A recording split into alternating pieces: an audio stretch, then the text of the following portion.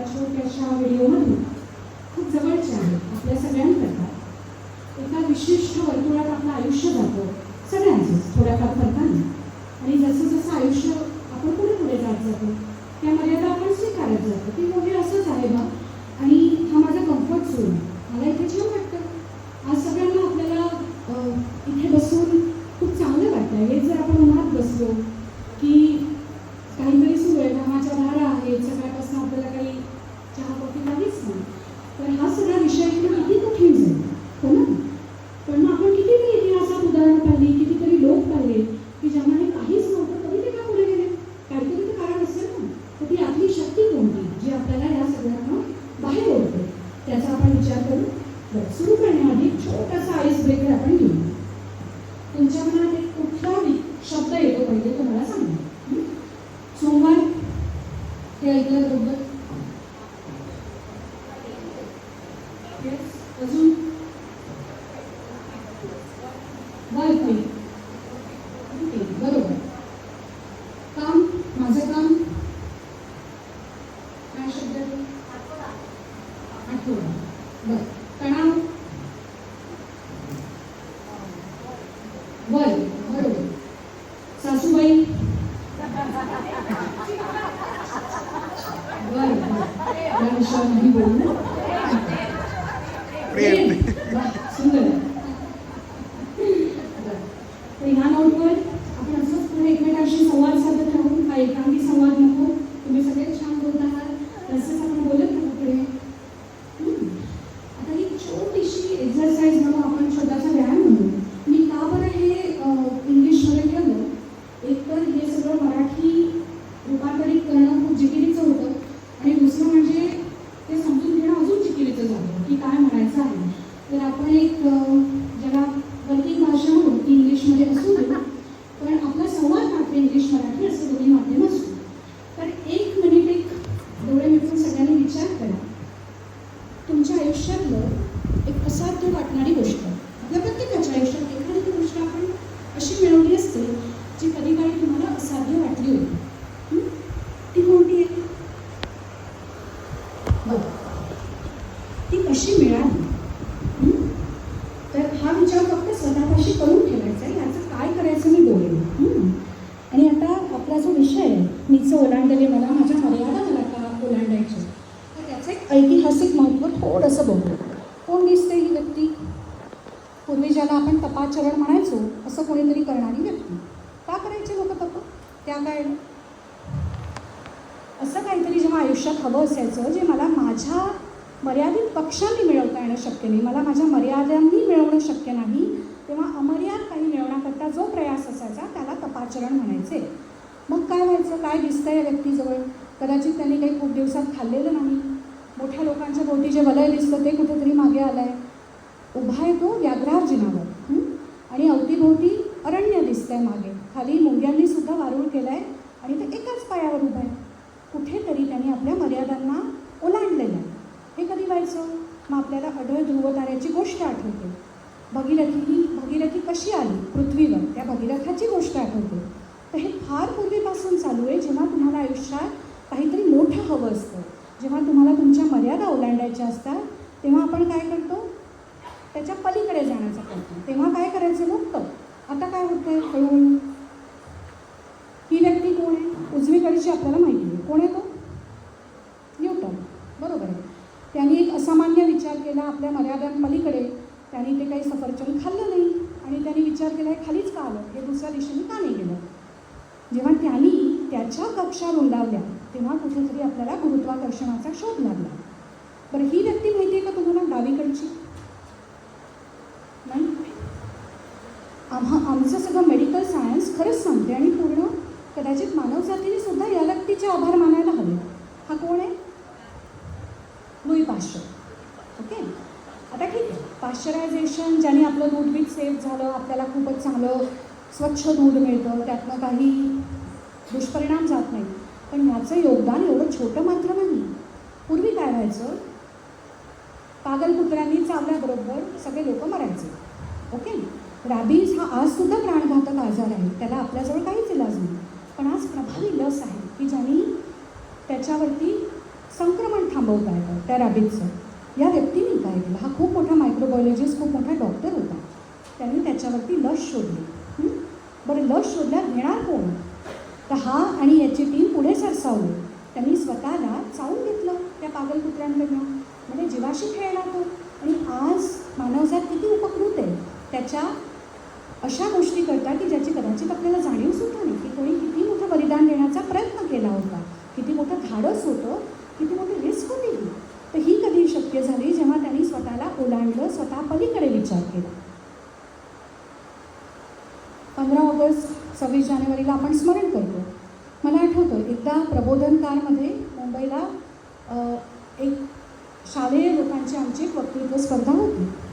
त्याच्यात छोटासा वाद सुरू होता आणि त्यात विजय तेंडुलकर तेव्हा होते. मी खूप लहान होती आणि कोणीतरी म्हणालं, मग आम्हाला स्वातंत्र्य मिळालं ना 1947मध्ये. त्यामुळे बिलकुल नाही, मिळालं नाही ते मिळवलं होतं, असं काही बोलायचं नाही. मिळालं म्हणजे सहज मिळालेली गोष्ट, मिळवलं म्हणजे जेव्हा तुम्ही खूप प्रयत्न केले आहात त्याच्याकरता. आज हे सगळे लोक, बरं ह्यांच्यातला जर विचार केला, अनेक लोकांना सुंदर बॅकग्राऊंड होतं. आज झाशीची राणी होती. एक छोटीशी गोष्ट, आत्ता मैसूरमध्ये मी का कामाला गेले तेव्हा तिथला तो भव्य राजवाडा पाहिला आणि खरंच म्हणजे त्यांना कमी लेखायचं नाही. त्यांनी अप्रतिम राजवाडे उभारले, त्याचा आज म्युझियम झाला आहे, संग्रहालय झालं, आपण सगळे बघतो. पण कुठेतरी मी माझ्या नवऱ्याला तेव्हा म्हटलं की काय आपल्या शिवाजी महाराजांनी असं काही काम नाही केलं की आज त्यांचा वसा जर म्हणायचा झाला तर सुंदर राजवाडे, सुंदर किल्ले आपल्याजवळ खरंच नाही. तर आपण काय मागे सोडतो, आपला वसा काय राहतो, पण तो जो काही त्यांचा वसा आहे आज अनेकांना प्रेरणा देतो. आज कदाचित त्या महालांची नावं पाहून आपल्याला सुखद वाटतं, पण त्याची काही गोष्ट आहे का जी पुढच्या जनरेशन्सना आपण देऊ शकू, पुढच्या पिढ्यांना? तर आपण काय मागे ठेवतो हे आपलं आयुष्य कदाचित असू शकतं. जाणारी प्रत्येक व्यक्ती काहीतरी मागे ठेवून जाते. आज ह्या लोकांचा विचार केला तर झाशीची राणी लक्ष्मीबाई, तात्या टोपे, या सगळ्यांजवळ एक सुवर्ण वसा होता. जर त्यांनी तो पाळला असता आणि त्यांच्याच कम्फर्ट झोनमध्ये राहिले असते तर यावतचंद्र दिवाकर खरंच होतं ना, त्यांचंसुद्धा ध्येय होतं इंग्रजांचं, आम्ही इथेच राहू, तर आपण आजही पारतंत्र्यात असतो. तर जे गोईंग बियॉन्ड लिमिटेशन होतं, ह्यांनी कुठेतरी ते पाळलं, स्वतःच्या कम्फर्ट झोनमधनं निघाले आणि आजचा दिवस आपण मोकळा श्वास घेऊ शकतो. हा मूवी पाहिला होता का? आणि नसेल पाहिला तर तो बघावा अशी जरूर इच्छा आहे. अत्यंत निकोप छान मूवी तयार केली की आपण प्रत्येक वेळी कुठल्या तरी भीती बाळगत असतो. आज तुम्ही विचार केला तर प्रत्येकाच्या मनात काहीतरी भीती असते, काहीतरी असतं की हे माझ्याच्याने जमणार नाही बाबा, की यांची प्रचंड भीती वाटते. आमच्या सायकॅट्रीमध्ये अनेक लोक फोबियाज घेऊन येतात आणि जसं सांगण्यात येतं की त्याला मिठी मारल्याशिवाय ती भीती तुमच्याशिवाय जात नाही. तर कम्फर्ट झोनमधनं बाहेर निघण्याकरता ही अप्रतिम मूवी आहे. तर हे तिघही लोक प्रत्येकजण काहीतरी भीती मनात घेऊन बाळगतात आणि त्याचं रूपांतर किती एक्साइटमेंटमध्ये होतं, त्याचं ते बोलतं उदाहरण आहे. या सगळ्यांना आपण ओळखतो जे पाचही लोक आहेत. येस, ते अत्यंत प्रसिद्ध एंटरप्रेनर्स आहेत आणि ही ॲपलची कॅम्पेन होती. काय होती? Here is to the crazy ones, the round pegs in square holes, the one who see the things differently, they are not fond of roots and they have no respect for the status quo. चालू आहे आमचं ठेविले अनंती पैसे जर हवे असं त्यांना वाटत नाही.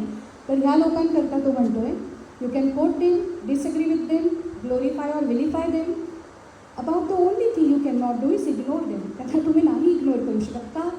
दे change the things, they invent, they imagine, they heal, they explore, they create, they inspire, they push the human race forward. While some see them as crazy ones, we see genius. Okay. आणि हे त्यांनी त्या लोकांना dedicate केलेलं आहे जे थोडेसे वेगळे आहेत.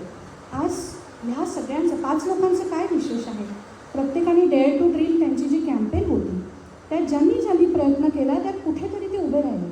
याचा अर्थ असा आहे का प्रत्येकजण जो प्रयत्न करतो त्याचा तो यशस्वीच होतो. इनफॅक्ट असं म्हणतात, माझे सगळे पेशंट सांगतात की स्टार्टअप्समध्ये 20 पैकी 18 फेल होतात. मग का करायचं? कारण उद्या आपल्याला समाधान राहणार आहे, मला जे करायचं होतं मी केलं आयुष्यामध्ये, नाही तर काय. तर हे स्टीव्ह जॉब्सचे खूप सुंदर आहे वाक्य, dare to dream, think different, त्यांची जी कॅम्पेन झाली त्याच्यामध्ये. बरं, छोटीशी केस स्टडी बिफोर मी गो फॉरवर्ड. मी MBBSला असताना मला आठवतं माझ्या आईजवळ पहिल्यांदा मोबाईल आला. तेव्हा मला मोबाईल आणि नोकियातला फरकच माहीत नव्हता. इतकं नोकियाची जेव्हा चलती होती की असं वाटायचं मोबाईल म्हणजे नोकिया, नोकिया म्हणजेच मोबाईल, त्या पलीकडे कुठली कंपनी नाही की काहीच नाही. आणि त्याचं वर जाणं आणि त्याचं खाली येणं हे खूप छान द्योतक आहे. कशा करता की त्यांनी नवीन काहीच केलं नाही. Failure to innovate and adapt to changing technology जेव्हा जमत नाही तेव्हा फेल होतं. आज गीतेबद्दल ती काय बोलली त्यातलंच मी पुढे एक छोटंसं उदाहरण देईन आणि त्यातली एक ओळ सांगेन. पण मग ॲपलचं काय घडलं, का आज ते एवढं पुढे जात आहे, एक्स्ट्रा माईल जाऊ शकलं, लोकांची रिक्वायरमेंट काय आहे, कॉन्स्टंट नवीन काहीतरी घालू शकलं. आणि हे महत्त्वाचं आहे की जर आपल्यालाही पुढे थ्राईव्ह व्हायचं आहे, टिकायचं आहे, तर भगवद्गीतेत काय म्हणतो श्रीकृष्ण, गती आणि वाढ हीच केवळ जिवंतपणाची लक्षणं आहेत. तर जर आपण गती नाही पाळू शकलो आणि वाढू नाही शिकलो तर इथे थांबणं खरंच कठीण जातं, टिकणंही कठीण जातं आणि त्याही पलीपेक्षा आपण मोठं होणं, वाढणंही कठीण जातं. मग काय आहे, जर आपण कधी बाउंड्रीजच केल्या नसता ह्युमन रेसनी फॉरवर्ड, कुठले मोठे शोध लागले नसते, काही इनोव्हेशन्स घडले नसते, कुठला बदल घडला नसता आयुष्यात आणि कुठलंही अचिव्हमेंटसुद्धा शक्य नव्हतं. बरं, एक 3 एक्झाम्पल्स कम्फर्ट झोनचे. ते काय असू शकतात? एक आहे आपला प्रोफेशनल कम्फर्ट झोन. टिपिकली जे मी कॉर्पोरेट सेशन्स घेते त्यात 40शी नंतर most of the employees become very insecure. का होतात? कारण नवीन स्किलसेट लर्न करण्याची क्षमता ही थांबलेली असते. येणारी जनरेशन बऱ्यापैकी स्पिरिटेड आहे, नवीन काही शिकलेली आहे.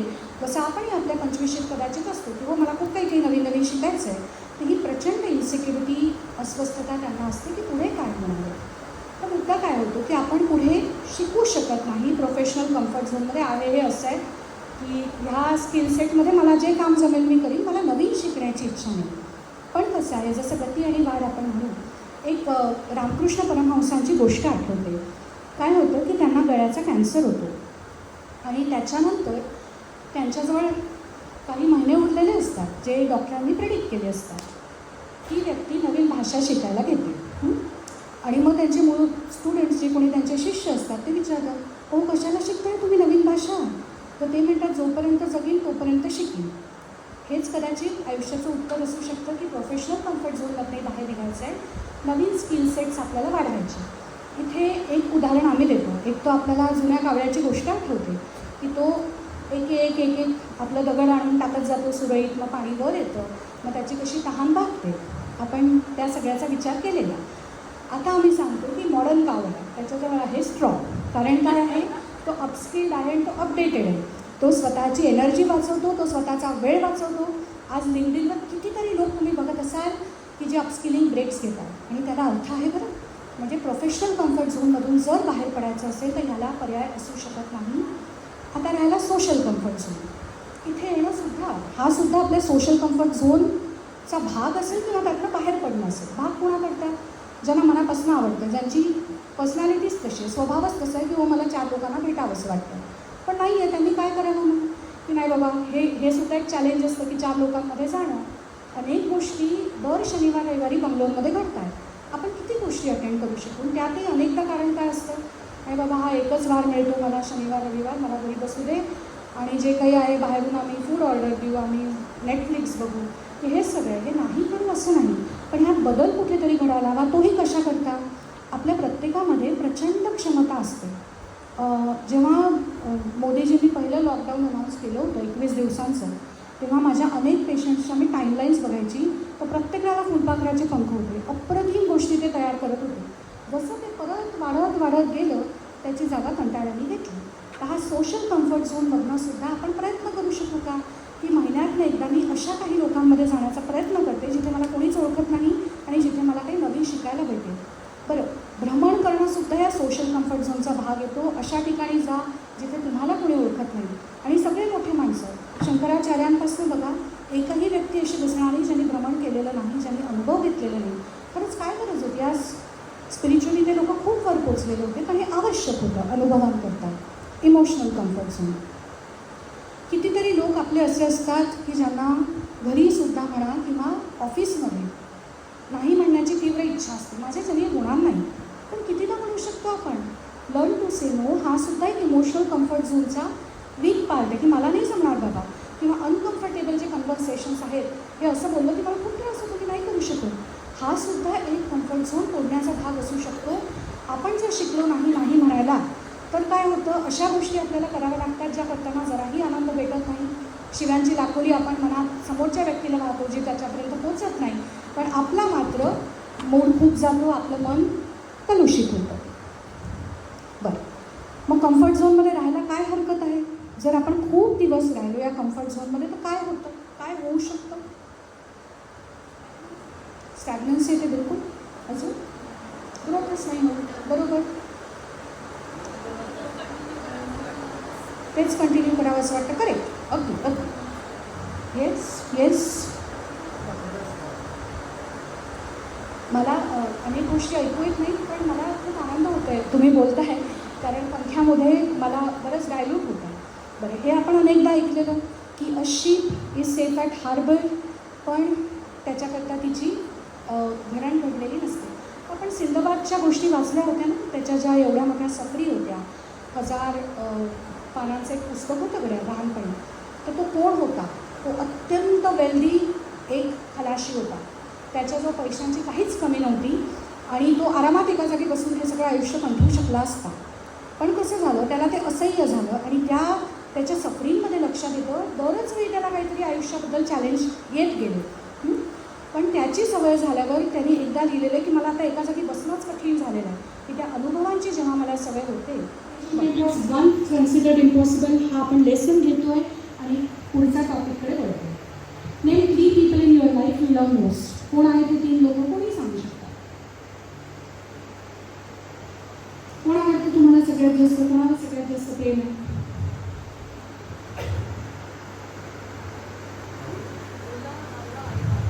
मुलं, नवरा, आई, बाबा. अजून कोणी? यापेक्षा काही वेगळं उत्तर आहे? बस तेच उत्तर अपेक्षित आहे की प्रत्येकाला जेव्हा 3 व्यक्ती आवडतात त्यात पहिला, दुसरा, तिसरा नंबरवर तुम्ही आहात केला.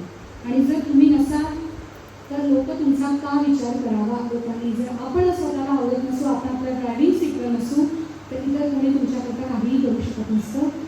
हा विचारासोबत आपण हे सेशन सुरू करतोय. आणि एकदा मी पेशंटचा विचार करतो, what do you think, what people think about you?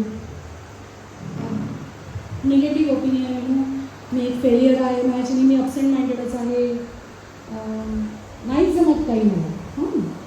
What do you think about your self? जेव्हा हा प्रश्न विचारतो तेव्हा अनेकदा ते पझल होतात. मी माझ्याबद्दल काय विचार करतो? मी केलाच नाही माझ्याबद्दल विचार, किंवा करायला हवा असा सुद्धा विचार.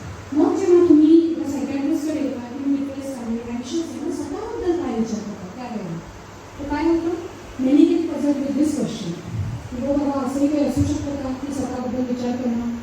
खूप लोक क्लिअर नसतात आणि most of us believe in negative opinion of others. आज इथे जे कोणी जोरात हे म्हटलं, आपल्याला प्रत्येकजण तिकडे बघेल की माझ्याकडं होतं, आणि जर उद्या कोणीतरी म्हटलं की लोक काय मिनिट्स तिकडे की माझ्याकडं विश्वास नाही. तर निगेटिव्ह ओपिनियन ऑफ अदर्ससाठी आपल्या प्रत्येकाचा अत्यंत विश्वास असतो, त्यामुळे माझ्याकडं असू शकतो.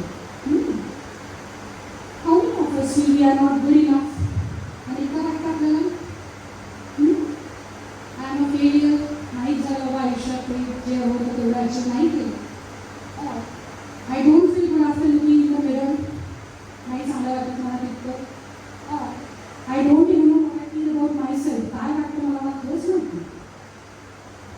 आता महत्त्वाचं काय असतं की नव्हतं की एक्सपेक्ट अदर्स शुड लव्ह. जर आपण स्वतःवरती प्रेम करू शकत नाही, स्वतःला आपण रिस्पेक्ट देऊ शकत नाही, इतर कोणी का देईल? लोक काय विचार करतात आपल्याबद्दल?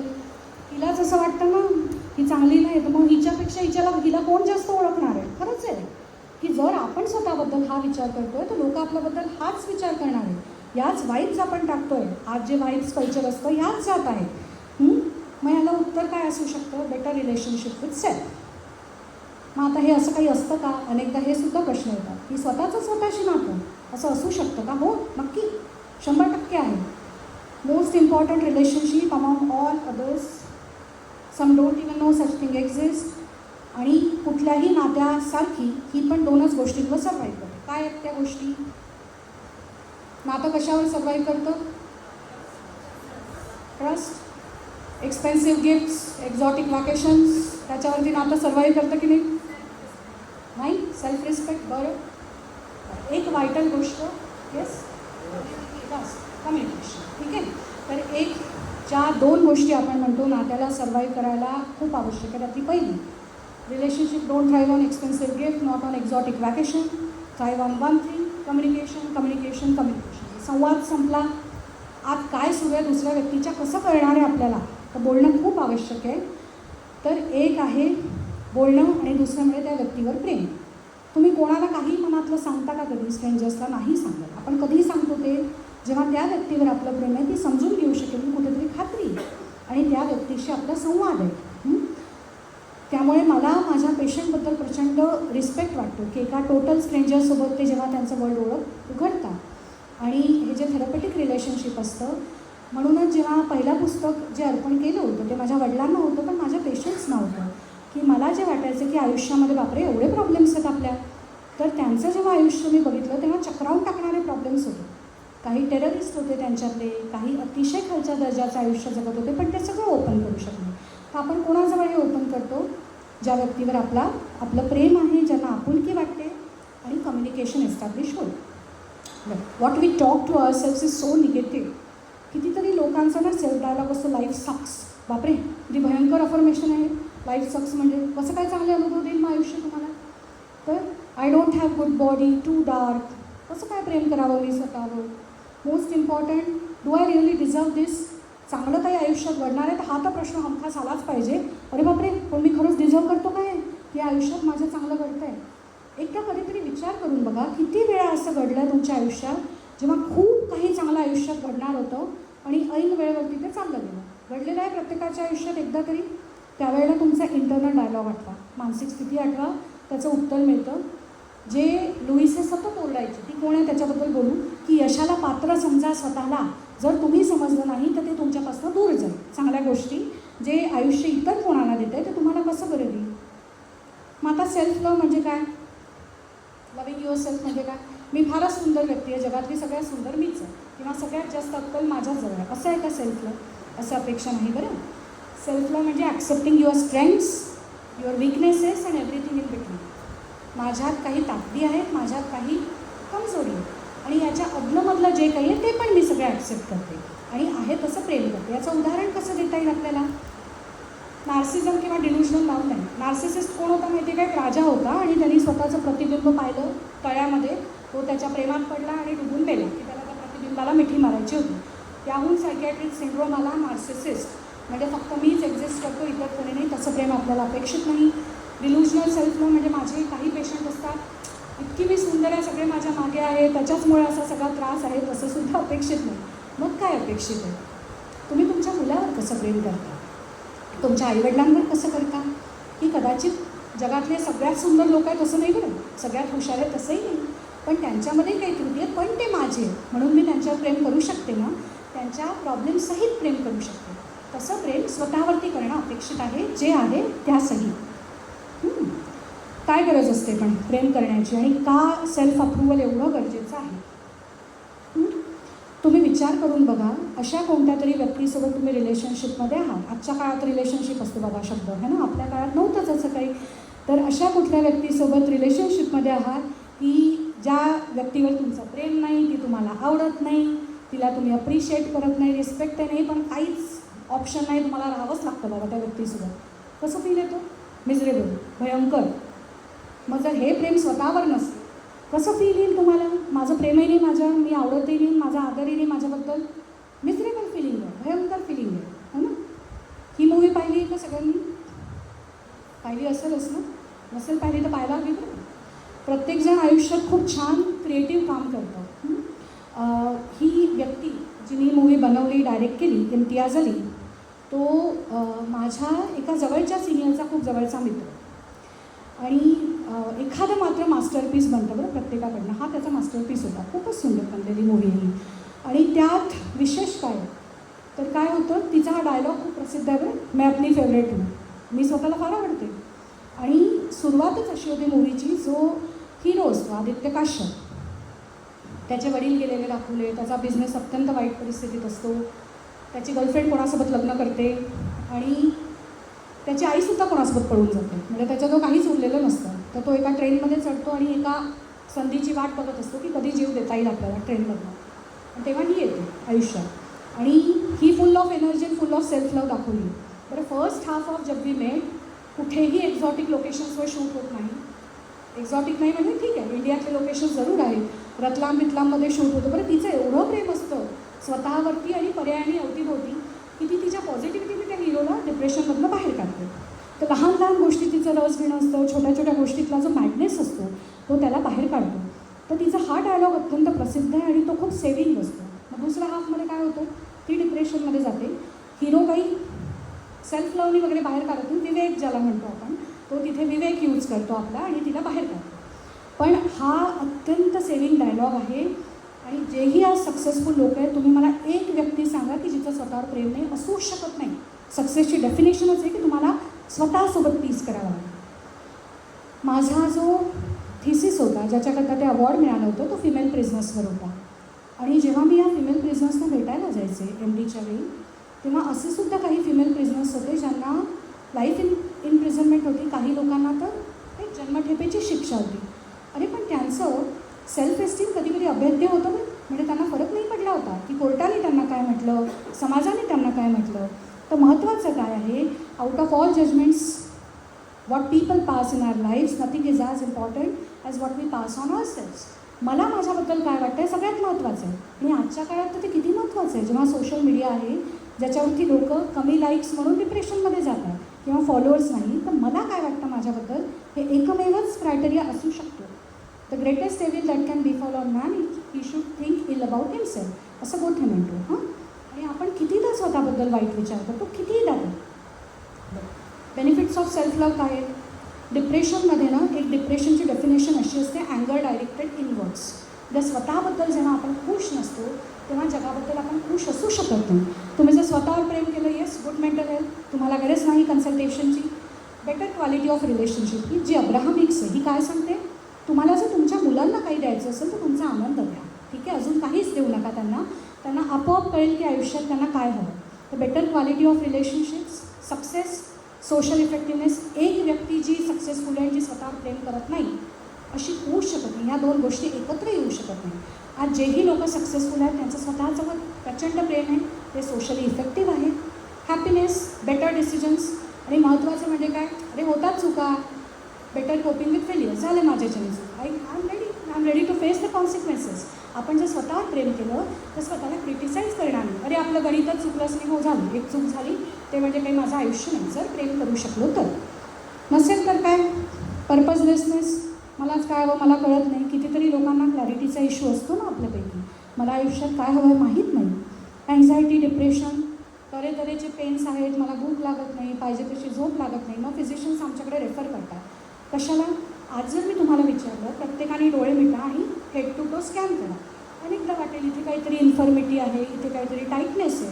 पण जेव्हा आपण आनंदी असतो, स्वतःवरती प्रेम करत असतो, जे दुखणं 2 ऑन 10 आहे ते 2 ऑन 10च राहील, ते 10/10 होत नाही बरं. पण ज्या क्षणी आपण निगेटिव्ह स्टेटमध्ये जातो तेच दुखणं प्रचंड वाढतं. Addictions are common, unstable relationship, मलाच काय हवं आहे मला माहिती, मी इतरांना काय देऊ करणार आहे रिलेशनशिपमध्ये. अँगर dysregulation, tendency to harm self and others. अनेकदा असं म्हणतात, जे बाहेर लोक धिंगाणा घालतात, राग करतात, ते स्वतःच्या बाबतीत प्रचंड अनहॅपी असतात. ती आतली अस्वस्थता असते, ती बाहेर निघते. बरं, मग याचा अर्थ असा आहे का की सगळं क्रिटिसिझम मी इग्नोर करावं? तर असा होत नाही, त्याबद्दलही बघू. आणि अनेकदा जो माझा निगेटिव्ह आस्पेक्टवर आला त्याला मी कसं काय फेस करू, त्याने मी स्वतःवर प्रेम करू शकत नाही.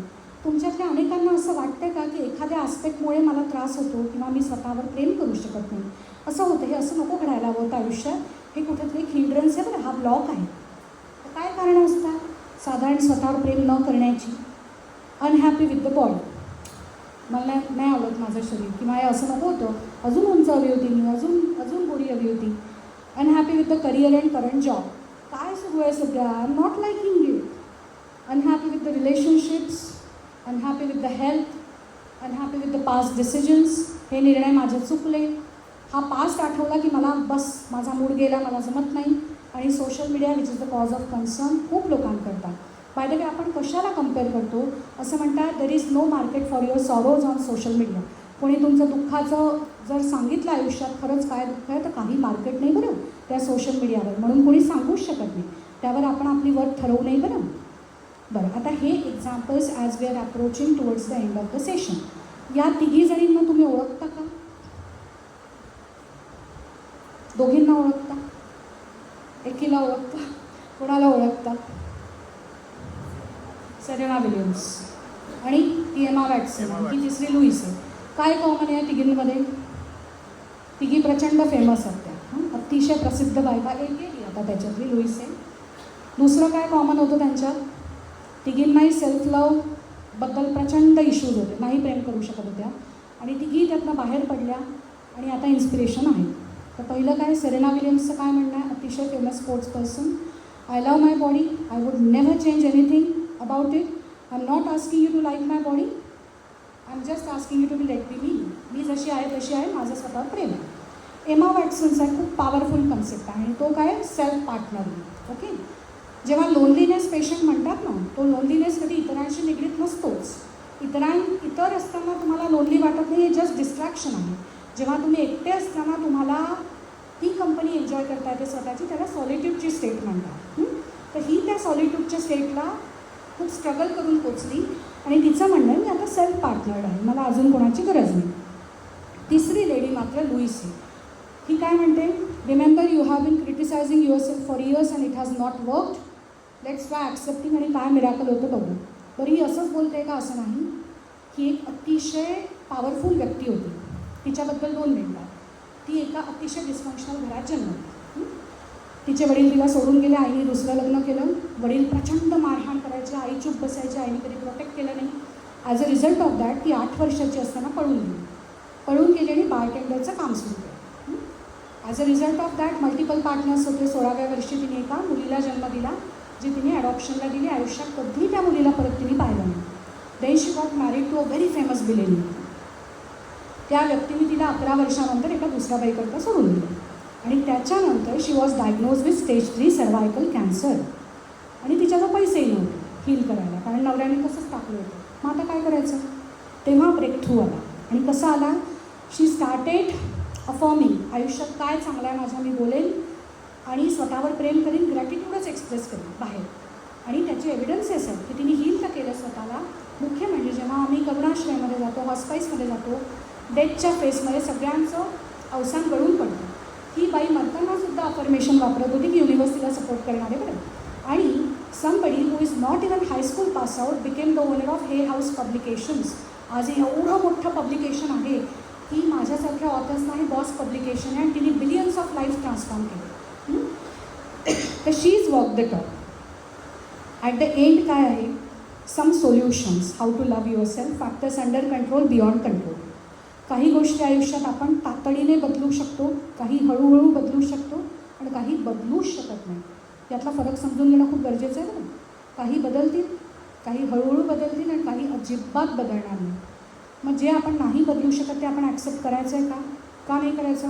मी जर एकच मेसेज तुम्हाला रोज पाठवला, एक जोक, तर तुम्ही हसणार आहात का? रोज नाही. मग एकाच दुखण्यावरती आपण किती दिवस रडणार आहोत हा स्वतःला विचार करायचा आहे, हे आपल्याला ॲक्सेप्ट करायचं आहे. बरं, मुख्य कसं आहे की confidence comes in all sizes and shapes. आज सायकॅट्रिस्ट मी सांगू शकते म्हणून की काळे, लठ्ठ, छोटे, उंच सगळे लोक अतिशय अट्रॅक्टिव्ह असतात. Something what makes them attractive is the वाईट वॉट दे थ्रू. त्यामुळे स्वतःबद्दल वाईट वाटून घेण्याची, ज्या गोष्टी बदलणार नाही त्याबद्दल तर अर्थच नाही. आता 2 तऱ्हेचे पास्ट आपल्याला ट्रबल करतात. कोणते? जेव्हा मी कोणाला तरी खूप त्रास दिलेला आहे आणि जेव्हा लोकांनी मला भयंकर त्रास दिला. I feel I was victim of the situation. प्रत्येकाला त्रास होतो है ना, चांगल्या पासचा कोणाला त्रास बीस नसतो. तर मग काय करायचं असतं? तर जेव्हा आपण विलन होतो कोणाच्या तरी आयुष्यात, आपण सगळ्यांनी हे ठरवायचं की कोणी राम कोणी सीता बसलेलं नाही. प्रत्येकाने आयुष्यामध्ये छोटे मोठे अपराध केलेले आहेत, चुकासुद्धा केलेल्या आहेत. पण जर आपण त्याचाच विचार करणार असू तर काय होईल? कॉग्नेटिव्ह लेसन तर जाणारच नाही डोक्यात, परत ती चूक घडण्याची शक्यता वाढते आणि आठवून त्या रंग अतिशय गडद होत जातात. दुसरं, life was not fair with maximum of us. कोणाच्याच सोबत आयुष्य एवढं फेअरली कधीच वागलेलं नाही. पण मग आपण जर तेच लक्षात ठेवलं तर इगोला काहीतरी हवं असं मिळतं. बरं, ते काय असतं? Poor me, victim me, I am child of lesser god. अरे पण आयुष्यात आपण एम्पावर करायला आलो आहोत. इथे आपण याकरता आलोच नाही की हो बा तेच मी चरवण गात बसीन. इगोला फार आवडतं बरं ते, पण ते बिलकुल एम्पावरिंग डायलॉग नाही. मग काय करायचं त्याच्याबद्दल? स्वतःला हे विचारायचं मी किती दिवस या 10-10 किलोच्या बॅग घेऊन चालणार आहे, मी थकले आता, दिस थिंग्स हॅव बिकम इरिलेव्हंट, आणि याचा परत मी उच्चार करणार नाही. कॉन्शियसली जेव्हा आपण विचार करतो तेव्हा थांबता येतं. छोटी मेथड आहे, इथे एक रबर बँड लावायचा हाताला दिवसभर, जेव्हाही असा डोक्यात विचार येतो ज्याचा तुम्हाला काही उपयोग नाही, हे रबर मागे होणार, ठीक आहे, फटका बसू द्या, डोक्यात जाऊन ते लिंक होईल, हळूहळू त्या विचारांचं एकदा बंद होईल. मग याचा अर्थ असा आहे का we should ignore all criticism, लोक जे वाईट म्हणतात मला नाही लक्ष द्यायचं, असं करून कसं होईल, ठीक आहे. तर एक क्रिटिसिझम जर कन्स्ट्रक्टिव्ह असेल तर त्याकडे मात्र जरूर लक्ष द्या. व्हॉट इज कन्स्ट्रक्टिव्ह क्रिटिसिझम, जे आम्ही कॉर्पोरेट्समध्ये म्हणतो, विच कम्स विथ सोल्युशन. असं नाही असं करून बघतो का, तू वाईट नाही, ही क्वालिटी वाईट आहे, ठीक आहे. Which doesn't involve past references, घरी बोलायचं झालं which doesn't involve your parents, okay. तर असं जे क्रिटिसिझम होतं त्याला आपण कन्स्ट्रक्टिव्ह म्हणतो, त्याचा जरूर विचार करावा. डिस्ट्रक्टिव्ह क्रिटिसिझमपासून मात्र दूर लोटा. बरं, जर 10 वेळा तुम्ही ऐकलं मी चांगली नाही, मी चांगली नाही, तर 11व्यांदा तुम्हाला वाटेल मी खरंच चांगली नाही. म्हणून यापासून आपल्याला दूर होणं खूप गरजेचं आहे. जसं आपण शेवट घेतो आहे तर काही सेल्फ केअरच्या मेथड्स या जरूर विचार करून बघा. ही लुईस हेची मिरर मेथड अत्यंत पॉवरफुल मेथड आहे. काय आहे ती म्हणते, सकाळी उठल्यावर आरशासमोर जा, स्वतःचं नाव घ्या, म्हणा पल्लवी माझं तुझ्यावर फार प्रेम आहे, तू जशी आहे मला पसंत आहे. पल्लवी म्हणू नका, एवढ्या प्रेमाचं मी काय करीन, तुम्ही तुमचं नाव घ्या आणि स्वतःचं नाव घेऊन म्हणा की हो माझं तुमच्यावर खूप प्रेम आहे आणि तू जशी आहे मला पसंत आहेस. जेव्हा असं म्हणतो तेव्हा कुठून तरी रेझिस्टन्स जाणवेल, कधी आर्टिफिशियल वाटेल. ही 40 दिवस करून बघा मेथड, आणि किती परिणाम होतो. कसं पॉझिटिव्ह सेल्फ डायलॉग, दिवसभर सतत निगेटिव्ह, अरे बापरे उशिरा पोचते का मी, अरे बापरे हे कसे वेळेत नाही आले, अरे बापरे असं कसं झालं, हा डायलॉग बंद करायचा आहे. पॉझिटिव्ह सेल्फ डायलॉग कसं आहे, चांगलं आहे, I am good, life is good, लोक मला चांगले भेटत आहेत, चांगलं ट्रीट करत आहेत. हे किती वेळा म्हणायचं आहे, अफर्मेशन 100-200 वेळा म्हणू शकता. जेव्हा तुम्ही एखाद्या निगेटिव्ह स्टेटमध्ये असता तो विचार 1000 वेळा करता.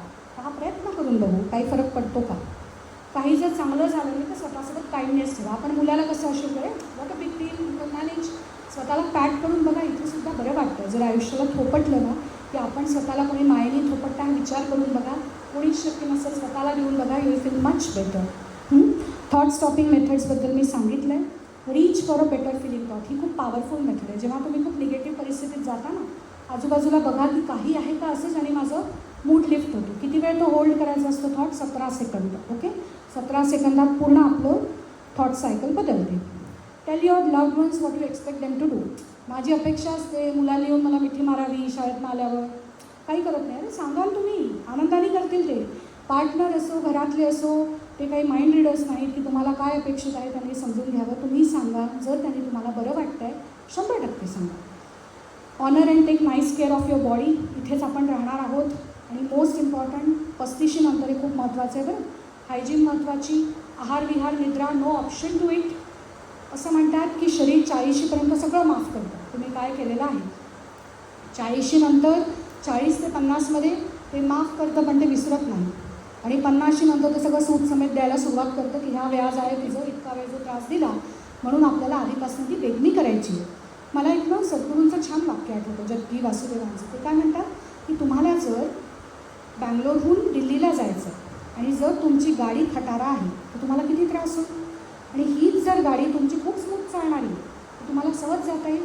तर अध्यात्माकरता शरीर हे व्हेइकल आहे. तर कुठलीही आयुष्यात जी गोष्ट अचीव करायची आहे तर ते शरीरमाध्यम गुरु धर्मसाधनम जे म्हणतात त्याला पर्याय असूच शकत नाही. म्हणून स्वतःची खूप काळजी घ्या. मोस्ट इम्पॉर्टंट, वाट बघू नका की कोणीतरी मला आयुष्यात येईल. हे बायकांच्या बाबतीत ट्रू आहे बरं. याला टियारा सिंड्रोम म्हणतात. मी इतकं आयुष्यात केलं, कोणीतरी येईल आणि त्याची दखल घेईल. कोणी घेणार नाही, तुम्हीच घ्या स्वतःची दखल. आणि महत्त्वाचं काय आहे, तुम्हाला जर आयुष्य वाटतं हे मला घ्यायचं राहिलं आहे, जरूर घ्या, स्वतःला गिफ्ट्स द्या. एका माझ्या पेशंटनी काही दिवस आधी खूप छान सांगितलं, फार वाईट दिवस गेला म्हणे माझा, मग मी म्हणे डेअरी मिल्कचा एक मोठा 400 रुपयाचा पॅक घेतला आणि स्वतःला आनंद दिला. हा नाही करू शकत, आपण सगळेच करू शकतो. अत्यंत बोलत आहे. शेवटी unfollow unlike people who don't सर्व एनी पर्पज इन लाईफ. ते वाईट आहे तसं नाही, पण त्यांचा जर तुमच्या मनावर वाईट परिणाम होतो आहे तर त्यांच्यापासून तुम्ही डिस्टन्स क्रिएट करा. Create boundaries with people, learn to say no. नाही एका एक्सटेंट पलीकडे मी या ऑनर करीन बरं. तिसरं महत्त्वाचं काय, गेट अनस्टक. काहीतरी नवीन करा आयुष्यामध्ये, खूप महत्त्वाचं आहे. आणि दुसरं, stop comparing your self on social media. ती अत्यंत चुकीची गोष्ट असते. कोणीही त्यांची खरी बाजू दाखवत नाही, आपण सुद्धा दाखवत नसतो.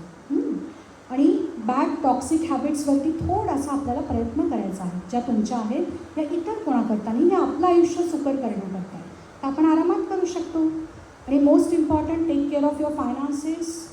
आपण प्रोफेशनली काम करत असू किंवा नसू, पण हा इंडिपेंडन्स प्रचंड गरजेचा आहे. It's a part of self love, याला ऑप्शन असू शकत नाही.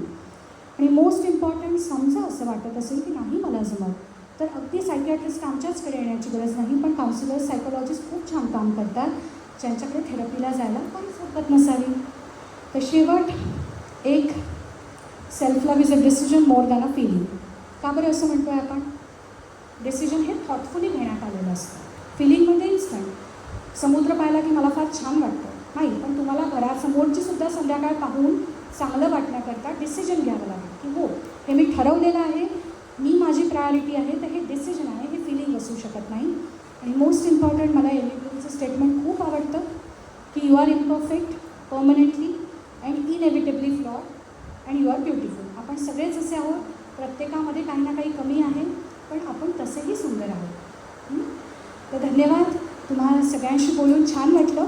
आपण जर काही प्रश्नोत्तरं असतील तर पुढे वेळात नाही, ती बरीच मोठी होती इकॉनॉमिक्सपेक्षा. अभियान लहान लहान म्हणजे 76 वर्षाची आणि लुईसे होती 89 जेव्हा गेली. पण असं आहे, सुरुवात लुईसेपासून जरूर सजेस्ट करेन, कारण ती खूप स्मूथ बोलते, छान बोलते. एब्राहम म्हणजे सांगा सांगा मला सांगा आता सांगा, तर माझे पेशंट अँझायटीचे भेटत आम्हाला अजून गडबड होते डॉक्टर. तर लुईसेपासून सुरुवात करून तिच्यापर्यंत नक्कीच आपण अप्रतिम बोलतो. की ओव्हरकम युअर कम्फर्ट हे सगळ्यांना माहिती आहे, म्हणजे त्यातल्या कॉर्पोरेटला माहिती आहे की कम्फर्ट ओव्हरकम करून तुम्ही न्यू ऑपॉर्च्युनिटी मिळवता. पण overcoming a comfort can live a legacy, हे मला म्हणजे फार आवडलेलं वाक्य आहे. आणि शिवाय तू हे पण बोललीस की अशा ठिकाणी भ्रमण करा किंवा सोशल कम्फर्टमधून बाहेर अशा ठिकाणी जा की जिथे तुम्हाला कोणी ओळखत नाही. आणि तू भ्रमण करणाऱ्या बऱ्याच दिव्य व्यक्तींची नावं पण घेतलीस की अशा ठिकाणी जा जिथे तुम्हाला काहीच माहीत नाही, तुम्हाला कोणी ओळखत नाही, तुमच्यासोबत कोणी ओळखीची व्यक्ती नाही. हा पण मला म्हणजे विषय आवडला. थँक्यू.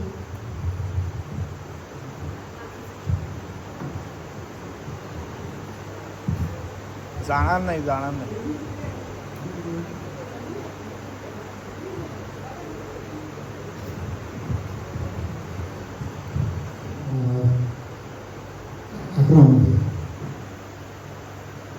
मला स्वतःला असं वाटतं काय करायचं.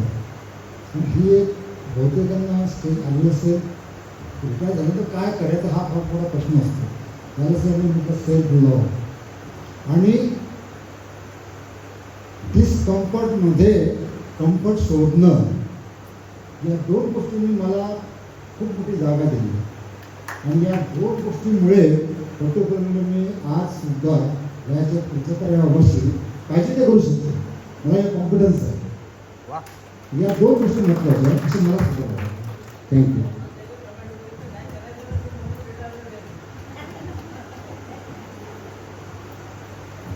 नमस्कार. ताईंचं लेक्चर फारच छान झालं. आपल्याला पूर्ण वेळ एंगेज करून ठेवलं होतं. एक गोष्ट मला यातनं वाटते की जे भांडं भरलेलं आहे तेच दुसऱ्यांना देऊ शकतं. आपणच जर स्वतःवर प्रेम नाही केलं तर आपण दुसऱ्याला प्रेम सुद्धा देऊ शकत नाही. आणि अपेक्षा करत राहतो, त्याने मला विचारलं पाहिजे ना, तर तिने माझ्यासाठी का नाही आणलं, हे का नाही केलं, तो का नाही अभ्यास करते, सांगितलं मी 4 वेळा कर आता, हे वाढत जातं. तर त्या अपेक्षा वाढू नयेत म्हणून थोडंसं आधी स्वतःला प्रेम करा, काय हवंय ते बघा, आणि मग आपल्याला जसं पाहिजे तसं दुसऱ्यांना पण ह्युमॅनिटेरियन बिहेवियर द्या, असं मला यातनं कळलं. थँक्यू.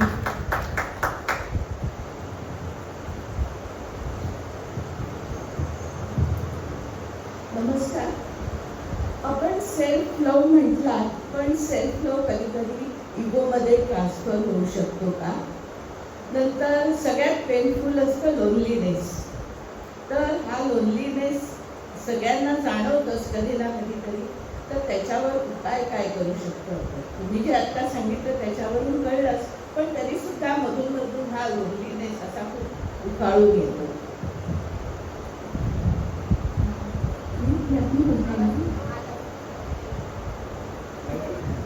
तर सेल्फ लव्ह ज्याला आपण म्हणतो ना की डिल्युशनल सेल्फ लव्ह किंवा नार्सिसिस्टिक जे बोलत होते की मी ही अशी आहे आणि यात काही बदल करीन काही नाही. तर जेव्हा आपण इतरांच्या ऑपॉर्च्युनिटीज हिरावतो किंवा इतर कोणावर अन्याय करून जेव्हा काही गोष्टी करतो किंवा माझं महत्त्व एवढं आहे की इतर कोणी त्याच्या समोरच नाही, त्याला कदाचित आपण इगो किंवा म्हणू शकतो सेल्फिशनेस तो इथे अपेक्षित नाही. आणि दुसरी गोष्ट जसं सांगताना सांगितलं की लोनलीनेस, खरं म्हणायचं झालं तर असं म्हणतात की मेट्रोजमध्ये प्रत्येकच जण एकाकी असतं आणि यात जे सांगितलं की एकाकी आणि एकटेपणात फरक आहे.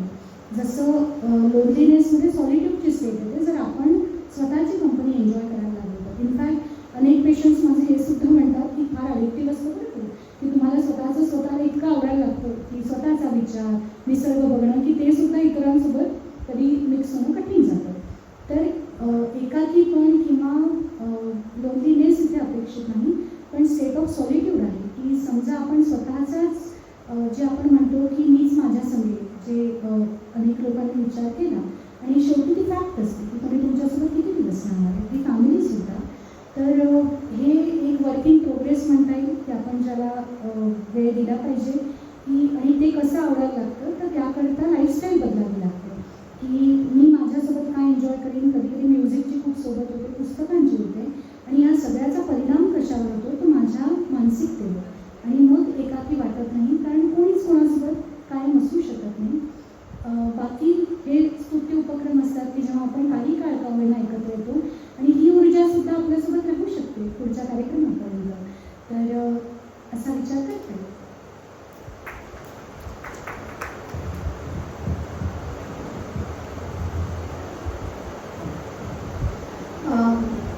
आज जे काही पॉईंट्स ऐकले पर्सनल लाईफमध्ये तर त्याचा खूपच उपयोग आहे, पण मला आजच्या काही पॉईंट्सचं कनेक्शन माझ्या प्रोफेशनसोबत जाणवलं.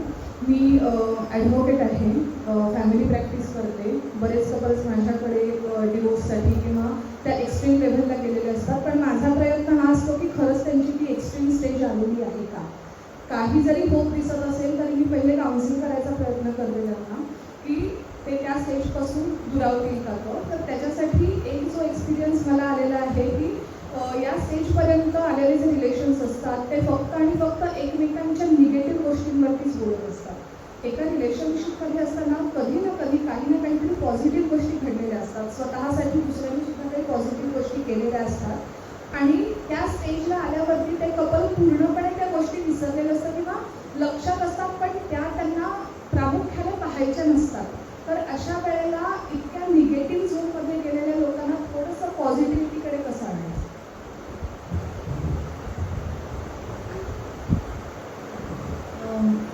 तर कसं राहतं एक छान प्रश्न, पण एक कदाचित यातनंच मी उत्तर देऊ शकेन असं नाही. आम्ही कपल थेरपी जे सजेस्ट करतो, जे आम्ही नाही करत सायकॅट्रिस्ट, पण आमचे जे काउन्सिलर्स आणि सायकोलॉजिस्ट जे आमच्यासोबत काम करतात, तर मुख्य मुद्दा काय असतो, एक स्वतःवर फोकस तर असतोच, पण यात जे तू इतकं छान सांगितलं असतं आम्ही त्यांना काय म्हणतो की जे मॉडेल मी देते की काही गोष्टी तुम्ही आयुष्यात ॲडजस्ट करू शकता एकमेकांसोबत, काही अजिबातच नाही की ज्यावरती तुम्ही डिवोर्सवर येतात. तर ह्या अजिबात न ॲडजस्ट करू शकणाऱ्या गोष्टींना आपण काउन्सिलिंग देतो. दुसरं असं की जेव्हा ही कपल थेरपी सुरू असते तेव्हा 3-4 महत्त्वाचे मुद्दे जे कदाचित आपल्याला सुद्धा आपल्या वैवाहिक जीवनात महत्त्वाचे असू शकतात. एक की संवादाचा पूर्ण अभाव असतो किंवा संवाद जो सुरू राहतो तो इकडे टी व्ही सुरू आहे, इकडे गॅजेट सुरू आहे, तर त्यांना आम्ही सांगतो 20 मिनिट अनडिवायडेड अटेन्शन एकमेकांना द्या. अनेकदा तो हेही म्हणतात पेशंट, हे डॉक्टर म्हणतात पण आम्हाला बोलावं लागतं बाबा एकमेकांशी, पण त्यांची परत मैत्री होते. एक दुसरं स्पर्शाची जी गरज असते, साधं हात धरणं, एकमेकांना मिठी मारणं, हे सुद्धा खूप गरजेचं जे सांगतो. तिसरी गोष्ट जी सांगतो की एकमेकांच्या वाईट गोष्टीचा उच्चार दुसऱ्या सेशनपर्यंत करू नये. जर फार गरज असेल तर तुम्ही मॅसेजमध्ये लिहा, पण जो उद्रेक होतो भावनिक जो तो टाळायचा. आणि चौथी, तोही सहवास एकमेकांना काय आवडतं हे माहीत असतं. एक छोटीशी गोष्ट रोज केली, तुझं जेवण झालं का, साधा प्रश्न असतो पण सुखावणार, तर ही सुद्धा एक चौथी गोष्ट आपण त्यांना सांगायचा प्रयत्न करतो. एक छोटं मॉडेल आम्ही प्रस्तुत करतो. अर्थात सगळेच मान्य करतात असं होत नाही, पण केलं तर प्रयत्न जरूर होतो आणि हे जरूर सांगतो की उद्या तुम्हाला अशी दिलगिरी वाटून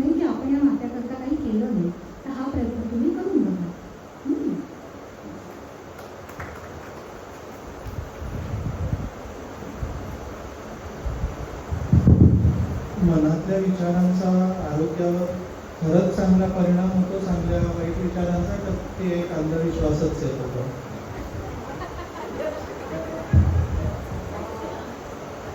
अंधविश्वास तर नाही म्हणत आपण त्या गोष्टीला, कारण एक सायंटिफिकली कसं आहे त्याबद्दल थोडंसं की आमची ब्रांचच एक्झिस्टन्समध्ये आहे, कारण तिथे माइंड बॉडी कनेक्ट आहे. जे एन्शंट विस्डम आपण ज्याला म्हणून योगा होतं, ठीक आहे. तर योग म्हणजे ईश्वराप्रत नेणारं तत्व. तर त्यामध्ये सुद्धा शरीरापासून जरी योगासनांची सुरुवात होत झाली तरी अष्टांग योगामध्ये त्याही पलीकडे मनाला महत्त्व दिलं जातं. आता दुसरी गोष्ट जी आपण भगवद्गीतेचा संदर्भ घेऊ, त्यात इतके मोठे कोश दिलेले आहेत. जसा अन्नमय कोश असतो, त्यातनं आपण पुढे पुढे जात जातो, शेवटी आनंदमय कोशापर्यंत. तर असं म्हणतात एकाचा परिणाम दुसऱ्यावरती होतो आणि दुसऱ्याचा तिसऱ्यावर. आता दोन्ही गोष्टींचं कसं साधर्म्य आहे तर लुईसेबद्दल छान वाचता येईल, पण त्याही पलीकडे आमची ब्रांच काय एक्झिस्टन्समध्ये आहे सायकॅट्री इटसेल्फ, की MBBS करून जेव्हा आम्ही MD करतो तेव्हा एक छोटंसं उदाहरण देईल की तापामध्ये तुम्ही उत्तम विचार करू शकता का, तर याचं उत्तर नाही असणार आहे. की आपण इरिटेटेड स्टेटमध्ये असतो, कोणाचं डोकं दुखत असताना विचारसुद्धा चांगले नसतात. आणि एक सायको ऑन्कॉलॉजी जी आमची ब्रांच आहे, तर मनाचा कॅन्सरवर परिणाम आणि कॅन्सरचा मनावर. तर काय गोष्टी चांगल्या घडतात विचारांनी, एक तर BP अत्यंत कंट्रोलमध्ये राहतो, शुगर कंट्रोलमध्ये राहते. मुख्य महत्त्वाची गोष्ट, आज तुम्ही डायबिटीज म्हणा, ब्लड प्रेशर म्हणा, कॅन्सर म्हणा, what is happening at cellular level is one thing, that is inflammation. Okay. आता हे इन्फ्लमेशन कशाने वाढतं, तर यातला महत्त्वाचा फॅक्टर आहे स्ट्रेस.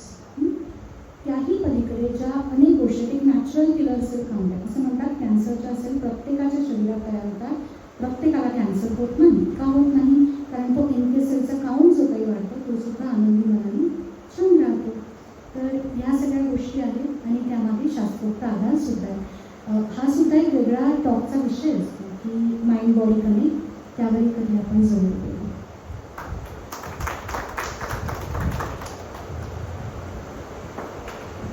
नमस्कार. मित्रमंडळाचे खूप आभार. छान विषयावर त्यांनी एक आज व्याख्यान आपल्यासाठी प्रस्तुत केलं. पल्लवीताईंचं पण खूप आभार. आणि थोडीशी उशिरा आले, मला पहिलं नाही मिळू शकलं, पण खूप सुंदर तुम्ही पॉईंट्स सांगितले आणि त्याच्याच आधारावर ॲक्च्युली मला वाटतं मयुरेशनी प्रश्न विचारला आणि त्याच्यात तुम्ही उत्तर पण दिलं. तर आपल्याकडे सायकॉलॉजिस्ट हा जरी MBBSच्या थ्रू आलेला असला तरी आपले जे संत आहेत त्यांनी हा मुद्दा हजारो वर्षापूर्वी म्हणजे उपयोगात आणलेला आहे, आपल्यापुढे समोर ठेवलेला आहे. तर त्या संत साहित्यांपैकी मी नाव घेईन श्री समर्थ दासबोध, श्री ज्ञानेश्वरी, एकनाथी भागवत, भगवद्गीता, ह्यापैकी कुठलंही तुकाराम गाथा, ह्यापैकी कुठलंही आपण 60व्या वर्षापर्यंत थांबायची गरज नाही. 16व्या वर्षी सुरू केलं तर त्याच्यासारखं उत्तम काही नाही. तर ते पल्लवीताई इन्सिडेंट जेव्हा आपल्याला प्रॉब्लेम्स असतील तेव्हा नक्कीच भेटतील, काय असतील.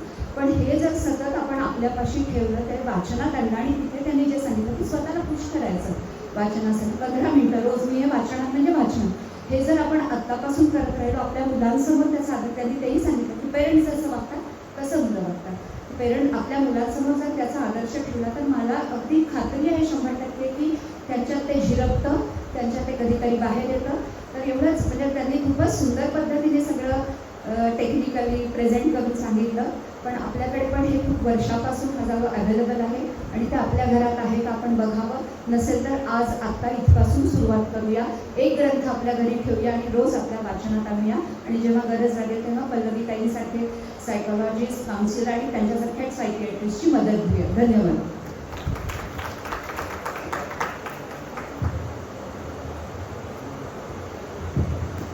धन्यवाद पल्लवी, खूपच छान झालं.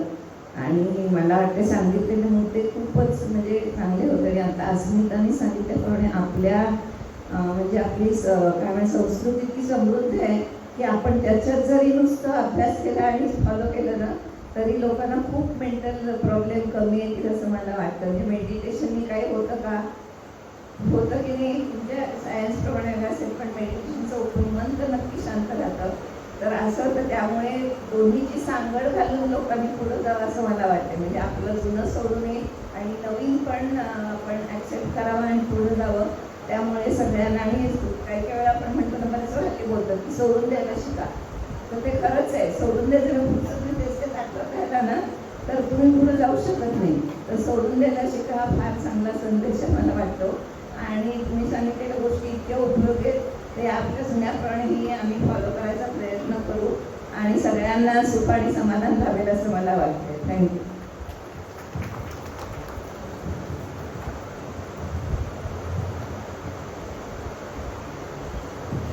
सर्वांना नमस्कार.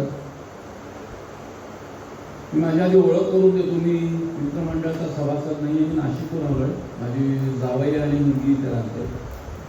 माझ्याबरोबर माझा मित्र गिरीश कुलकर्णी येणार होता, पण तो आलेला आहे. मला एक प्रश्न असा विचारायचा आहे मॅडम, की आता मी तर रिटायर झालो, जवळजवळ 36-37 वर्षांची सर्व्हिस करून मी रिटायर झालो. LIC मध्ये होतो, सरकारी संस्था होती.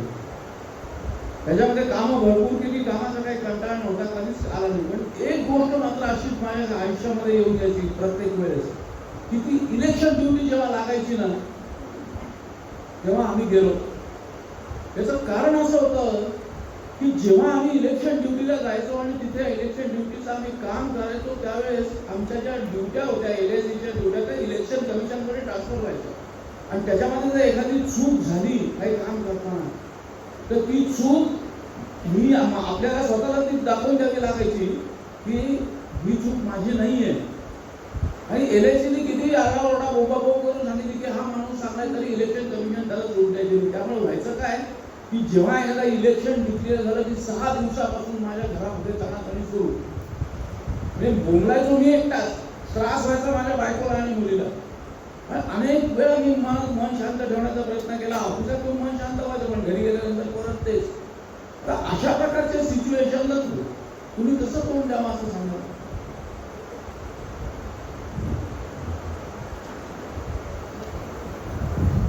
तर एक टॉकमधलाच एक संदर्भ सांगतो की ज्याला आपण म्हटलं की अनअवॉइडेबल जी गोष्ट आहे, तर त्याचा स्वतःला त्रास का करून घ्यायचा. म्हणजे एकच गोष्टीवर आपण परत परत चढणं किती दिवस करणार, जे आपण विचारलं होतं की वाघ म्हटलं तरी खातो, वाघ्या म्हटलं तरी खातो, जे आपला प्रकार आहे. मग याच्यात मी जे पेशंट्सना नियमित सांगते की आहे ना एवढं मोठं काम आणि आहे ना एवढं मोठं त्रास देण्यासारखं, तर उरलेला वेळ नॉर्मल व्हायचा प्रयत्न करा. कारण कसं आहे, जे सांगितलं की 2 माउंटेन्स आहे. एक म्हणजे मी 6 दिवस जो गोंधळ घालतो तो एक माउंटेन होईल, ज्याने घरातलं सगळे डिस्टर्ब होतं. आणि दुसरं म्हणजे ॲक्च्युअल काम होणं, तर तो तर फॅक्टर बियॉन्ड कंट्रोल आहे, त्याच्या बाबतीत आपण काही करू शकत नाही. तर मला वाटतं की यात जो फॅक्टर बियॉन्ड कंट्रोल होता की त्यांनी काय करावं इलेक्शन कमिशन, ते आपण कोणाच्या हातात नव्हतंच, पण आपल्या हातातला जो फॅक्टर होता त्याच्यावरती काम करता आलं असतं. बरं, आता समजा रिटायर आहात, आत्ताही त्या घटनेचा त्रास का होतो ह्या विषयावर जरूर विचार करण्याची बाब आहे की इतका इम्पॅक्ट त्या गोष्टींनी सोडला आहे का, आणि जर सोडला असेल तर त्याला आपण म्हणून नक्की काय भावना त्यांनी येतात त्यावर विचार करता येऊ शकतो. आणि आमचे जे तेच म्हणते की जे नॉन मेडिकल कलिग्स असतात, काउन्सिलर्स आणि सायकोलॉजिस्ट, ते ह्या मॅटरविषयी आपल्याला पीस करणं खूप गरजेचं आहे. नाहीतर कसं होतं, त्याचं ओझं जे 6 दिवसांचं आहे ते तुम्ही रिटायरमेंट तर अजूनही वागवतात, जे बरोबर नाही.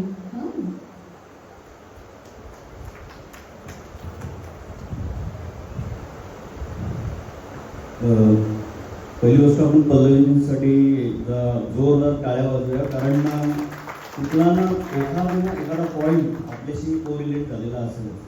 आता माझ्याविषयी सांगायचं झालं तर मला फार छान अनुभव आहे की मी जेव्हा 1.5-2 वर्षापूर्वी इथे आलो, माझी ट्रान्सफर झाली. म्हणजे पुण्यातच मी होतो आणि त्याच्या आधी मी नॉर्थ आफ्रिकेमध्ये होतो.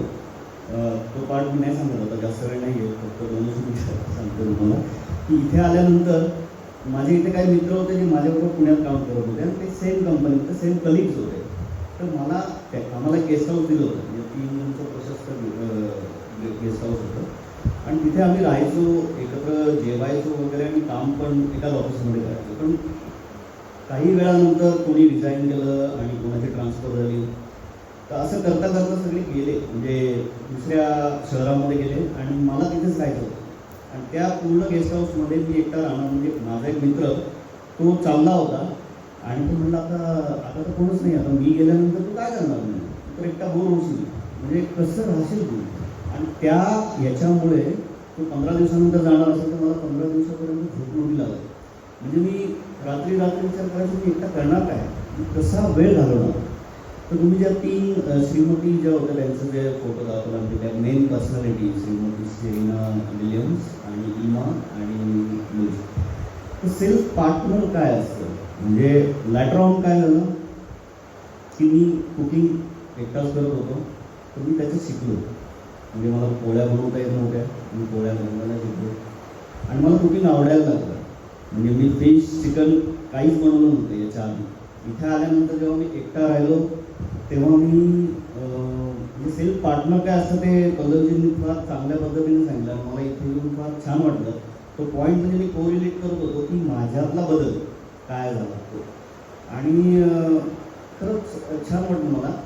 मी नंतर म्हणजे माझ्याकडे कराओकेचा एक छोटा स्पीकर आहे, कोणी ऐकायला नसतं पण मी माझ्या स्वतःच्या सॅटिस्फॅक्शनसाठी मी स्वतःच गातो माझ्या आवडीची गाणी. म्हणजे कोणी म्हणजे आता ते गेस्ट हाऊसमध्ये कसं असतं की कोणाची ट्रान्सफर होत असेल तर ते इथे काही दिवसांसाठी येतात आणि मग परत जातात, असे येतात जातात. पण मला त्यावेळेस असं वाटायचं की आपण एकटं राहू शकू की नाही. तर ते थोड्या दिवसानंतर असं वाटायला लागलं की ते मला आवडायला लागलं. म्हणजे माझं एकटं राहणं. आता मी पुण्यात जातो 3 आठवड्यातनं 4 आठवड्यातनं एकदा पुण्यात जातो. तिथे त्यांचं लाईफ सुरू झालं आहे 1.5-2 वर्षानंतर. आता ते म्हणतात अरे आमच्या घरात झुरळं खूप झाली, ते पावडर टाकलं आमच्या. म्हणजे असा संवाद झाला. म्हटलं अरे मी फक्त टेम्पररी आलो इथे आणि परत येणार माझ्या घरामध्ये. तर त्यांचा असा संवाद मुलीचा किंवा बायकोचा चेष्टेमध्ये म्हणतात त्या. आणि तिथे गेल्यानंतर आता मी इथे हॉटेलमध्ये जाऊ शकतो, एकटा राहू शकतो, एकटा एन्जॉय करू शकतो. पण मी तसं करत नाही. मला स्वतःचं वरण भात बनवलेलं जास्त आवडतं हॉटेलपेक्षा. आणि माझी अशी अपेक्षा असते की घरी गेल्यानंतर मला घरच्यांनी म्हणजे स्वयंपाक जो व्यवस्थित असेल. कारण मी इथे फक्त काय करतो कट शॉर्ट करतो. कधी कधी नुसतं सलाद, कधी कधी बॉईल एग. कंटाळा येतो म्हणजे डबा पण घेऊन जातो मी दुपारी आणि संध्याकाळचं पण करायचं असतं. तर तुम्ही तिथे शिकलो म्हणजे आणि ते मला आवडायला लागलं. पण घरी गेल्यावर माझी एक अशी अपेक्षा होती की पूर्ण जेवण आपण बसून करावं. कधी कधी काय होतं त्यांची इच्छा असते की मी गेल्यानंतर थोडं त्यांचं म्हणजे वेगळाच म्हणून असतो.